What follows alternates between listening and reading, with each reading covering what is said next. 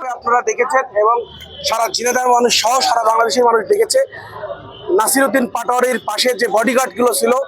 Mind care counselling and psychotherapy centre. মনের স্বাস্থ্য ভালো রাখুন, মনের যত্ন নিন। একই কালারের আকাশি কালারের অথবা নীল গেঞ্জি পরা প্রত্যেকটা ছেলে, ওরা প্রায় 50 জন ছেলে ছিল। এদের সবাই অস্ত্রে সজ্জিত ছিল এবং ভিডিও স্পষ্ট দেখা গেছে ওই নীল গেঞ্জি পরিহিত যে বডিগার্ডগুলো, তাদের একটা নিজস্ব ড্রেস ছিল, তাদের নীল গেঞ্জি পরা। এই ড্রেস পরা একটা ছেলে, ওর নাম সম্ভবত আশিক, সে মাজা থেকে অস্ত্র বের করে এবং আরেকজনকে দিতে যায়। সেই অবস্থায় হয়তো আপনাদেরকে দেখে, সাংবাদিকদের দেখে আবার অস্ত্রটা পুড়ে ফেলে বা তার মাজারে কোমরে নিয়ে যায়।